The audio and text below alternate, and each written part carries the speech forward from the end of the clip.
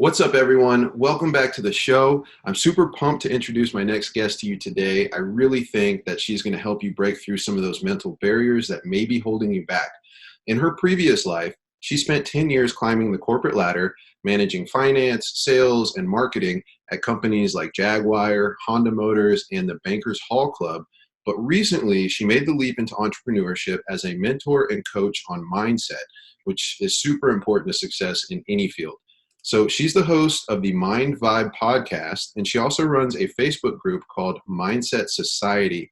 I highly recommend you guys check both of those out if you want to learn how to make your mindset work for you. And you've also got to check out her website, yourmindsetmentor.com. So without further ado, please welcome to the show, Danielle Grant. Thanks, Corey. That was like the best introduction anyone's ever given me. Awesome. I appreciate that. And I appreciate you taking time out of your day too to get on the show and hopefully share some of your experience and insight with our audience. Absolutely grateful to be here and speaking to your tribe. Awesome. So as I always do, I was doing a little bit of research on you before the interview here and actually came across a video that you made on your Facebook page a while back, which, by the way, guys, her Facebook page has amazing content on it. But you mentioned how a conversation with your favorite high school teacher, Mr. Triggs, caused an epiphany for you. Can you share that story with us? Yeah, absolutely. So when I was growing up in high school, he was my teacher in leadership class, which is obviously like running events at school and being someone of influence. And I was that person in my high school. I ran all the events. I ran for grad president, all that good stuff. And when I decided to move into the corporate world after leaving high school, I had originally wanted to become a motivational speaker, but this was a time that the internet was kind of new. I had just started a blog. People didn't really see the vision of the internet. And so they were like, it's not going to work. You're too young. You got to go in the corporate world. And so I did that. And then I did that for 10 years, got let go from my last corporate job. And I moved home to Kelowna because I was like, I'm in a crossroads. I don't know what I'm going to do. And I happened to run into this teacher, which was obviously Mr. Triggs, my favorite teacher. And he was saying kind of like, what are you up to? And at that point, I was looking to become someone of influence in the motivational space online because that was really something that was true to me. And he was like, Danielle, like that is what you're supposed to be doing. Like this is exactly what you're meant to do. And he's like, you obviously just took a turn down the corporate world because that's what you needed to do. But he's like, I'm so grateful that you are back to this point because that is what you're here to do. And I've always thought that of you. And for me, at the beginning of my journey, that was so powerful because I didn't really believe in myself. And a lot of people around me weren't believing in me. But I knew that that's what I wanted to do. So to have that validation from someone who I really respected so much allowed me to step into the place that I'm in now with a lot more confidence than I would have ever had before. That's awesome. I love that. And, that support really is critical in our growth and in believing in ourselves as well, because, success doesn't come if you don't have that belief in yourself, and I'm a big fan of mindset as well. And for the longest time, I was in an environment, let's say a work environment that was very negative. And it was a podcast much like this one that really helped start shaping my mindset to see the world in a different way and realize that there's so much opportunity out there. So I'm awesome that I'm extremely happy that you were able to have that awesome experience. And I kind of want to talk about how does that transition into you becoming an entrepreneur? I mean, if you spent so many years in the corporate world, was the entrepreneurial vibe, was that always with you, or how did that kind of latch on? How did that happen? I've always wanted to be my own boss. I didn't know to the extent of entrepreneurship, so to speak. But when I first got out of high school, I started serving. And at the restaurant I was serving at, they really empowered you to kind of have this mentality that you're your own entrepreneur. Like if you want to make a lot of tips, you have to move the sales for your table. And everywhere I kind of went in my career, I came from this mindset that I am my own entrepreneur and I'm the one in charge of making how much money I make. So that's where that first entrepreneurship mindset came from. And then I sold cars and same thing. Like I was like, if I become the boss of myself and really execute, I can create a lot of money. After working in the corporate world for 10 years and not really getting the respect of the hard work of the employee that I was really fed up and kind of like, you know what, like I really just want to be my own boss. I was actually let go from my last corporate job. And I remember leaving that day and then being like, like this is it's not going to work for you. And I was like, you know what? This is the best thing that ever happened to me. And it was the very next day I started my journey into being an entrepreneurship. So really to your question is, through my 10 years of working in the corporate world, I really acted like I was an entrepreneur. So I started to develop that mindset. And then a year before I was let go from my job, ironically, I started to surround myself online with people like Grant Cardone and Gary Vaynerchuk and Ty Lopez, and really start to adopt the mentality of entrepreneur. And then I literally just jumped 2 feet in and went for it. That's awesome. That's awesome. Yeah, I can totally relate to that. The idea that if you're in sales, right? If you're working at a job or whatever, but you're in sales, a lot of those sales positions, part of your income is your commission. So in a way, you are directly, impacting your own income if you go out and hustle. So that's actually probably a perfect job for you to have had, so that you now have the skill set to be able to sell your own services. What about for what is some advice that you might give to somebody who's sitting in a job? Maybe it's not sales, but is in just a job, but they know that they're not happy and they want to change. And they do have that drive to want to sort of be their own boss like you did. Like, how can they kind of start to make that transition? That's a really great question. And the number one thing I always go back to is knowledge. If you're sitting in a position where you aren't necessarily happy in your job and you want to make a shift and you think it's really in the entrepreneur space, you have to start consuming knowledge of how the entrepreneur world really is, what it's like to create a business, what kind of mindset you have to have, the kind of skills and habits you have to deploy to really see, first of all, it's something that you're interested in taking on, because it's a big task to become an entrepreneur. There's a lot of facets to it that you have to learn, but really it's getting the knowledge first and making sure that you understand fully what that looks like, and then taking imperfect action on the knowledge you're learning to start to strive towards getting out of that job and creating that business for yourself. Yeah, that's awesome. I love that. Yeah, the imperfect action really is a critical element of moving forward. I mean, I know for me, I recently made a post on Facebook about this, but I've spent a lot of my life as a perfectionist and really just trying to make things perfect before getting them out there, I guess. And that causes us to never get anything done, but when you just take that imperfect action to keep moving forward, it's really amazing how things start to open up for you, your skill increases, and, practice makes perfect, as they always say, right? Totally. Yeah.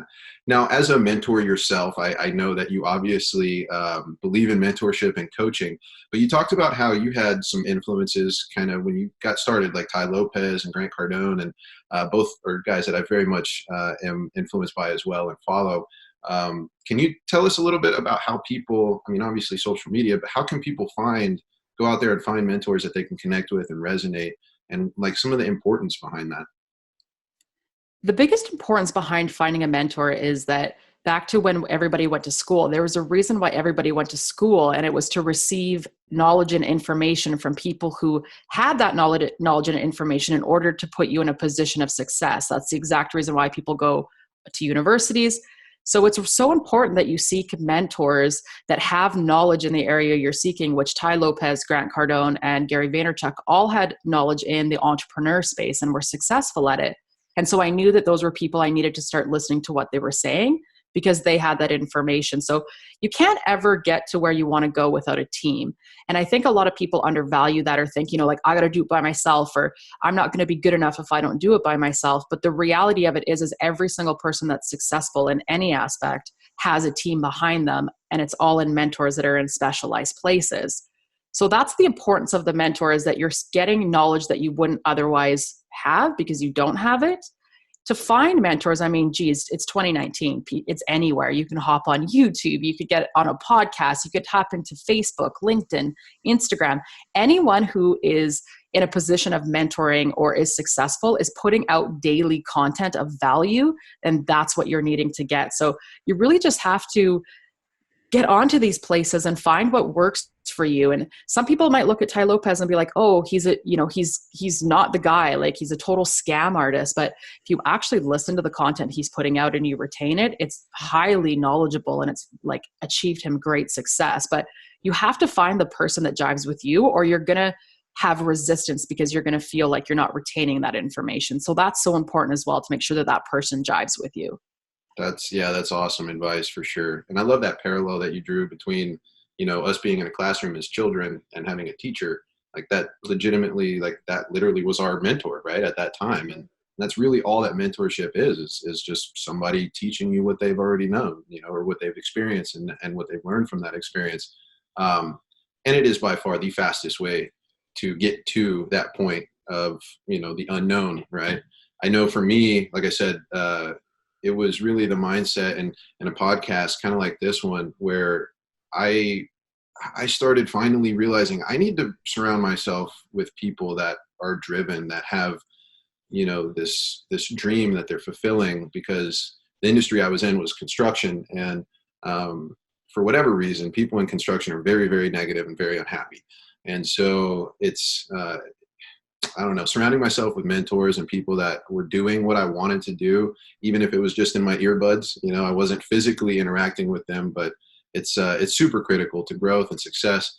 And that's one of the big reasons why I started this podcast. And I have, amazing guests like you coming on to share your wisdom with us. So hopefully you guys listening, you can pull a little bit out of this.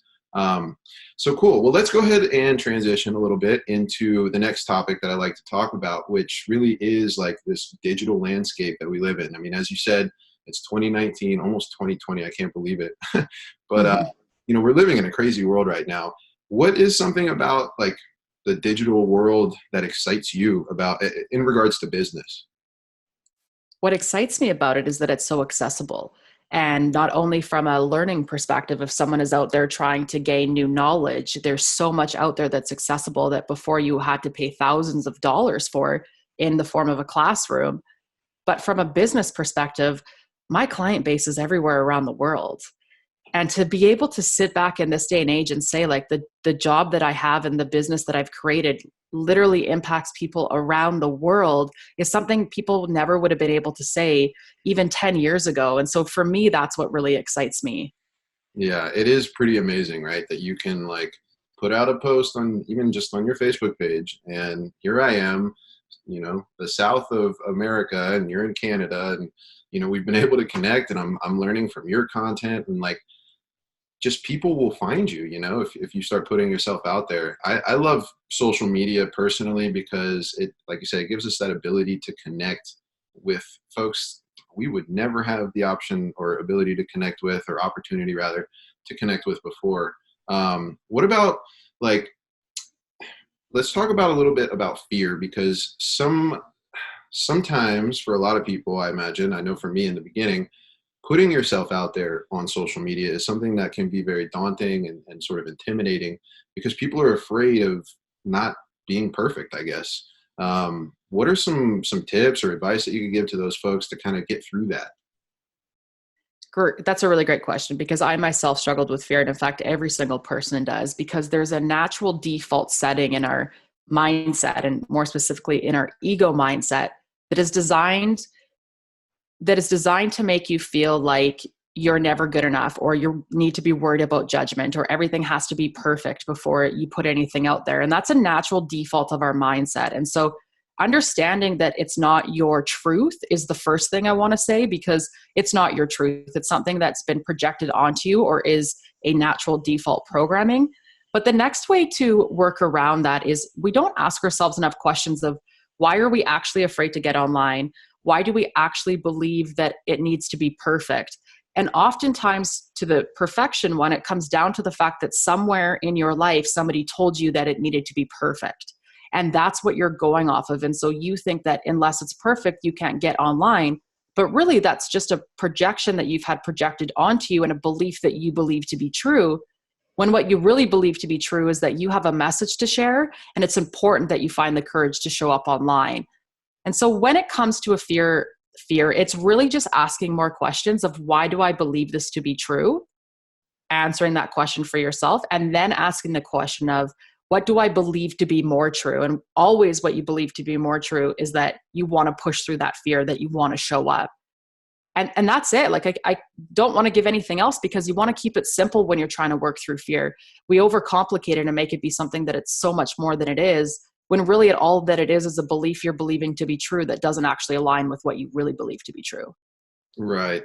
That's very insightful, and I totally agree. I think the whole issue of belief, like you said, it stems from some sort of trauma or something in your past, right? And I mean, as kids, we're just running around having a good time playing with everything we see, and we end up doing something a lot of the time where it's like we get reprimanded, right? Don't do that, or whatever. We may not remember that now as adults, but those impressions, I believe, they get stuck in you, and that's what kind of causes some of that limiting belief that you end up growing up with. And I know that for everybody, it's kind of different how they can approach that experience and try to change it for themselves. For me, it seemed like I almost just had to let it happen to me in a way. Is there kind of a process that we can go through to sort of to fix that in our past, or, what do we do about that?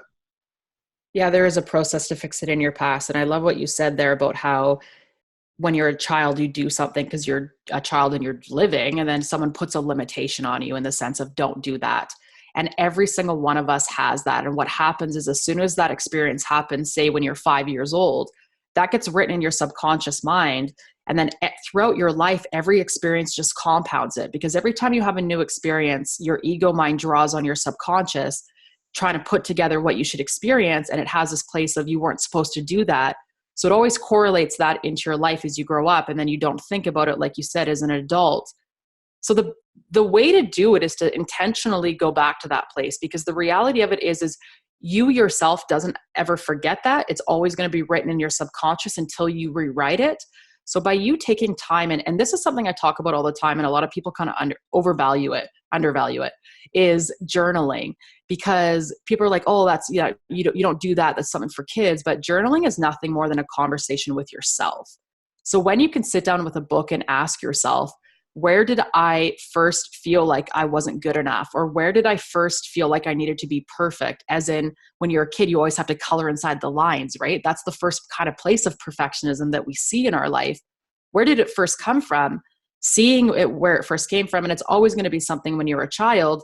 And then diving into the fact of you have to release it. So I realize that that's where it came from, but I'm going to release this now. And this is what I'm going to what I'm going to believe to be true instead. These simple questions that you can ask yourself and in a written form is actually how you disrupt your feedback loop and patterns, which are these beliefs you're believing to be true, and allow you the ability to shift them. That's awesome. Yeah. And I think part of that, like you said, releasing that memory of yourself and that belief about yourself, in my opinion, I think a lot of that comes from a place of gratitude. If you can really almost, instead of looking at it as like a negative, it's like this was something that happened for us, really, is to show us that that you can do this, and I don't know. I love that whole idea, and journaling, I think, is a great strategy for, like you said, just getting your thoughts out there and really kind of coming to terms with your past and bringing up some of those memories that maybe are buried down in there. I mean, it's this whole self-limiting belief system that society puts on us. It's so crippling, and it's very unfortunate, I guess. Mm-hmm. It's really sad that it's done in a way to control the masses in a way and keep them working. So I guess that I could go on a tangent about that, but I won't. I could too. I'm with you. I talk heavy on that in my content, is bringing awareness to just how much what you do believe to be true about yourself isn't at all what you believe to be true about yourself. And that's why you have that resistance and conflict, is because you have all those society projections on you. Yeah, for sure. Well, let's go ahead and talk about the work-life balance, okay? Because now that you're as an entrepreneur and you're doing mentoring, and I'm sure you've got calls and sessions and stuff going on all the time, but you've got the life that you want to live, and you want to enjoy yourself. How do you balance it all, and how do you manage things in your life? I think it's important for me to highlight, especially coming from a mindset mentor role, that when you're beginning the entrepreneur world or journey, it's hard to have work-life balance because you have to get on the momentum train. And I want to highlight that because if you take too much time off or give too much balance at the beginning, you struggle to get the momentum to actually create the business. So I don't, in a typical world, I don't have what you would think of work-life balance. I don't take the weekends off. I'm putting in imperfect action every day in my business. But what I do is on the weekends, I'll typically allow myself to only work till 1 o'clock. And then I'll intentionally take the evening off. Sunday morning, I'll get back to work again, work till 1 o'clock, take the evening off. But every day, what I do every day to create the balance is I take time for my lunch to disconnect from my computer. I actually am very present. I don't have any electronics around me. I take time in the morning when I get up at 5:30 in the morning to do my journaling, my affirmations, my meditation with no electronic devices. So that offers me balance and grounding in the morning. And then in the evening, I as well disconnect. I don't work till 11 o'clock at night. I used to. And I work till probably, you're an entrepreneur. You got to put your time in. I work till about 8 p.m. And then again, I'll get to bed early, but I'll do some sort of reading or something that's for myself. And it's important that when we talk about balance, it's not necessarily about the amount of time you take off. It's about what you do in that time that offers you that balance. And you don't need to take 2 days off on your weekend to feel like you have balance, because you're typically not even doing things that are offering balance. It's the things that matter to you that make you feel grounded, like the inner things, like the journaling, the meditation, seeing what your goals are, reading so you feel like you're gaining more knowledge and moving forward. Those are the things that people need to focus on and do more quality over quantity. I love that. And meditation is something I've recently been trying to, I guess, incorporate into my daily practice. And I've been seeing really some great effects of it, I guess, in terms of just my sort of mental stability and my ability to be creative, And so I really enjoy meditation, but going into that and actually learning about it, I'm realizing more and more that what we as a Western culture think of as meditation actually is pretty inaccurate, at least with what the idea of meditation was originally designed to be. Is there some tips that you could give folks that might want to try meditation, how they can kind of get into that? Because I think it's super important too. It is very important. And exactly what you said, we have a distorted perception of what actually meditation is from the Eastern world, really originated in India. And I myself found myself in this position until I actually started studying with Buddhist monks. And that's kind of how I came into being a mindset mentor, was I really started to understand the mind and attachment, and through Buddhism and yoga and meditation. The biggest thing that I came to realize was we think that we're supposed to have absolutely no thoughts in our meditation, or we're not meditating. The point of meditation is to get to a place where you don't have thoughts consuming your mind when you're in a meditative state. However, in order to get there, the process is actually to have lots of chatter in your mind and to have lots of things coming up, because those are the thoughts and the emotions that you're suppressing. And that's why when you first sit down to do meditation, people say, I can't quiet my mind. Well, of course you can't, because you have so much stuff that you've been suppressing down. It's trying to come up and release, but you're still suppressing it because you have this idea that you have to have a silent mind. The intention behind meditation is to allow you to intentfully bring up those things you have been suppressing, welcome them into your meditation, feel them, acknowledge them, and then release them, and actually say, like, I release this thought that I keep thinking.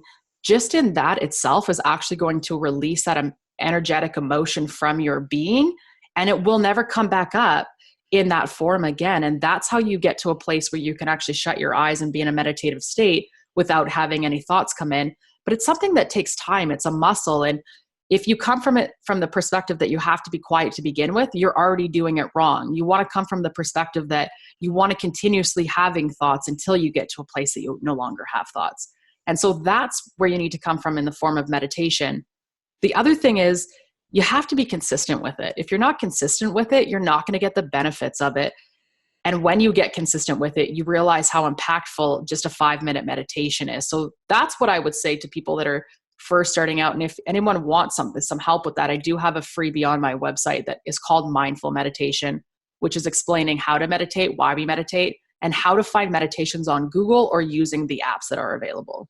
Oh, very cool. That's definitely, go check that out. I think I'll be checking that out as soon as I get off the call with you here. And what you said actually kind of reminded me of an analogy that I had heard. Don't know who said it, but it's kind of like, those thoughts, right? We're meditating and we think that we're supposed to have no thoughts in meditation, but in actuality, if you imagine like your thoughts are like boats on a river, right? And if you keep jumping from boat to boat to boat to boat to boat by latching onto these thoughts, you're never going to get anywhere. Whereas meditation, you're supposed to sort of remove yourself and be the person like sitting on the bank watching the boats go by, right? It's not that we don't want any boats in our river. It's just we don't want to attach ourselves to them. So that just kind of reminded me of that analogy, which I guess I'm a very visual person, so that's how I learn things. But yeah, it sounds very similar, and I love that. I'm definitely going to check out that meditation thing you got for sure. So what does Danielle Grant do for fun? Because other than meditation and yoga and stuff like that, what do you do for fun? I am an adrenaline junkie. I sold cars for a reason, high-end cars, because I love speed and I Awesome. love anything that pushes the limit. So I like to do skydiving, swimming with sharks, bungee jumping, snowboarding, like anything that pushes the limits is what I'm into. That's awesome. Sounds like we are cut from the same cloth. Love it. Yeah, I just went skydiving for the first time last year, and it was insane. Definitely the coolest experience ever. I'd like to get like certified or whatever so I can jump on my own, although that may not be the smartest thing, but yeah. You know what I love about skydiving is it really allows you to see that fear is not real, Mhm. Yeah, right? it's true. Because you're sitting, I remember sitting in the plane, and we're waiting, and like then the door slides open, and like you're looking out, and it's like, oh my God. And that's the fear, right? You're feeling that fear.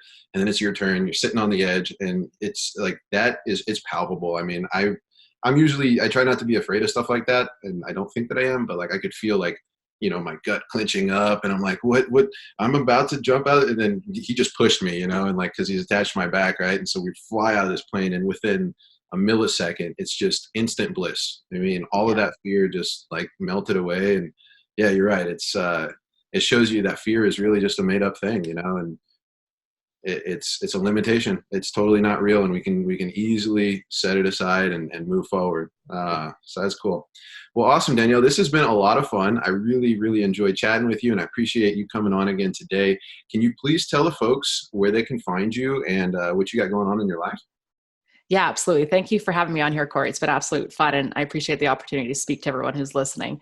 You guys can find me online. I mean, I'm literally anywhere. If you type in Your Mindset Mentor, you will find me on Google. But the Mind Vibe podcast is on all major platforms.